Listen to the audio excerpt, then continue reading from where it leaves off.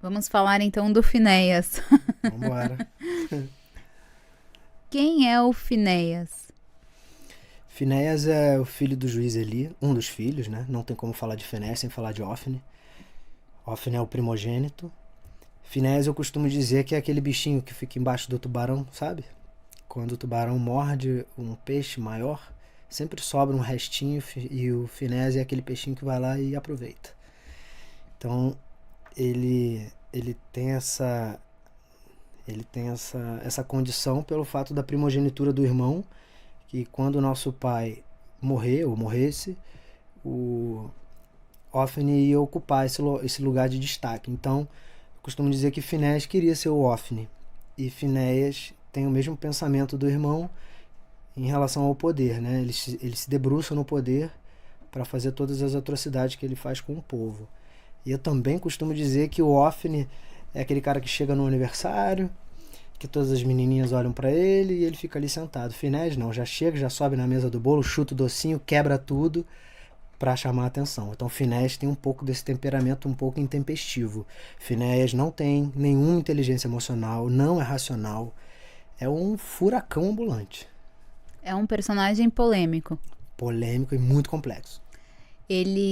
Ofne e Finéias são filhos do juiz Eli, né, que tinha um cargo muito importante, né, o maior cargo de Israel na época que ele era juiz e sumo sacerdote, né, então, além de julgar as causas do povo, ele era o líder espiritual da nação.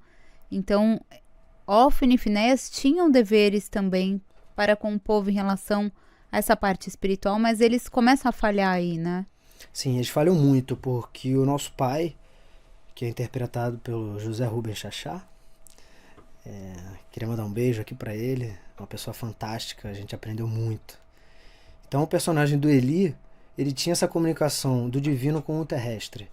Então e esses irmãos, eles tinham que continuar esse legado, né? E eles não fizeram.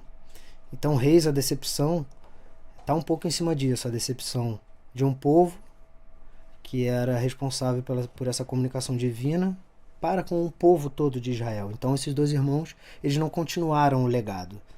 Então eles comandavam todas as falcatruas que aconteciam no tabernáculo. O tabernáculo, para quem não conhece, era um local específico onde era guardada a Arca da Aliança, que era a presença de Deus na terra.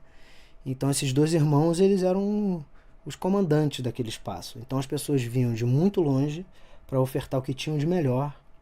Só para vocês entenderem, para quem não conhece a questão das ofertas, né? As pessoas aravam a terra, esperavam chover, saía da terra o seu bem precioso, de mais qualidade possível. Vou te dar um exemplo, né? Nasceram 10 morangos. O morango mais bonito, mais cheiroso, mais precioso, essas pessoas muito, muito precárias, com condições muito precárias mesmo, eles pegavam esse morango, o mais lindo, e levavam para esse local, para o tabernáculo, para ofertar a Deus. Só que chegava lá, Ofne e Finéias pegava esse morango, olhava com desdém para a cara das pessoas e subtraíam. Não ofertavam para Deus e não cumpriam o poder, esse cargo que eles tinham que exercer. Então, eles foram muito castigados por Deus por conta disso. Eu dei o exemplo do morango, mas eu quero dar um exemplo real. Estabeleceu-se naquela época que não poderia comer a parte de trás de nenhum animal, porque era uma parte sagrada. E as pessoas levavam essa parte sagrada, uma parte da gordura, as pessoas adentravam ao tabernáculo e essa parte específica era colocada numa caldeira para ser queimada, e essa fumaça que era a comunicação divina. Então esses irmãos chegava essa peça de carne, eles subtraíam para consumo próprio. E eles levavam para casa também. E o Eli também comia dessa parte sagrada. Então, nosso pai ele fazia muita vista grossa em relação a isso. O pai sabia. Nossa, se você tem 300 gramas de carne, você está comendo todo dia, aí vem 1 quilo, Tem alguma coisa errada, alguma né? coisa está errada. Então, o personagem do Eli, ele tem essa complexidade imensa também, porque ele passa a mão na cabeça dos filhos. E ele deixou de fazer essa comunicação com Deus. Deus deixou de falar com ele. E começou a falar através de Samuel. Que interessante. E chama atenção na história, né, que você acabou de contar, o quanto Ofni e Finéias desrespeitavam tudo aquilo, né? Tudo aquilo que era sagrado, desrespeitavam a Deus, desrespeitavam o próprio pai, eles não tinham esse temor, né?